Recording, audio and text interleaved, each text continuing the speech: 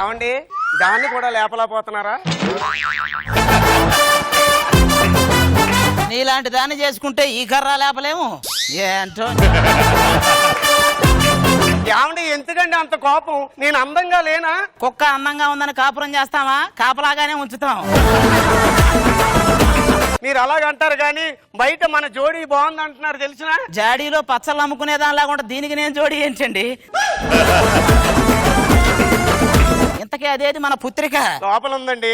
ఏమే లోపల ఏం చేస్తున్నావు? బ్యూటీ పార్లర్ వెళ్ళడానికి రెడీ అవుతున్నాను నాన్న. బ్యూటీ పార్లర్కి వెళ్ళేదే రెడీ అవ్వడానికి. ఇది బ్యూటీ పార్లర్కి వెళ్ళడానికి గంట నుంచి రెడీ అవుతుంది. అమ్మ ఇంట్లో లేదు కదా? ఎలా చెప్పారు నాన్నగారు? ఇల్లు స్వర్గంలా ఉంటేను. స్వర్గానికి నరకానికి తేడా ఏంటి నాన్నగారు? పెళ్ళం ఉన్న ప్రతి ఇల్లు నరకం లాంటిది. అదే పెళ్ళం లేని ఇల్లు స్వర్గం లాంటిది. ఇది పెళ్ళైన ప్రతి మగాడికి తెలుసు తల్లి. ఏమండి నాకు చెమట పడుతుంది. ఏ శ్రీను అయ్యారు ఖర్చీఫ్ ఎదురా? తేలేదు అయ్యారు. సరే ఆ 500 రూపీస్ నోట్ ఇవ్వు. ఇదిగోండి అయ్యారు. సారీ డార్లింగ్, ఖర్చీఫ్ లేదు ఏమనుకోద్ది. ఒక్క రోజు 500 రూపీస్ నోట్ తెచ్చేసి.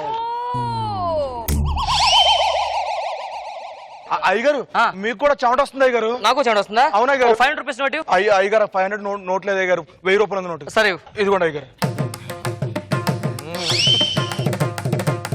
అరే శ్రీను అయ్యగారు నా దగ్గర పాత పని చేసాడు ఎందుకు మనిషాడు తెలుసా? తెలియదు అయ్యగారు. ఇలాగే చెమట తుడుచుకొని నోట్లు కింద పడేసా. అయ్యగారు ఆ నోట్లు తీసుకెళ్లాడు, షాప్ లో కొనుక్కున్నాడు. అయ్యగారు అవి దొంగ నోట్లు తెలిసి మూసేశారు. అంటే ఇవి ఒరిజినలే.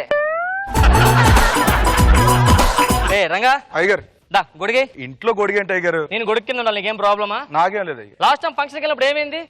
ఆ రంగారావు గారు మనకన్నా డబ్బులు తక్కువ ఉన్నాయి. అలా అసిస్టెంట్ 24 hours గొడుగు పట్టుకునే ఉంటాడు. ఆయన సాయంత్రం తీసాడంట అయ్యగారు. ఏ అలా ఆవిడ బాత్రూమ్ కలిసి స్నానం చేస్తే అక్కడ కూడా పెట్టాడు గొడుగు. మీ ఈటీవీలో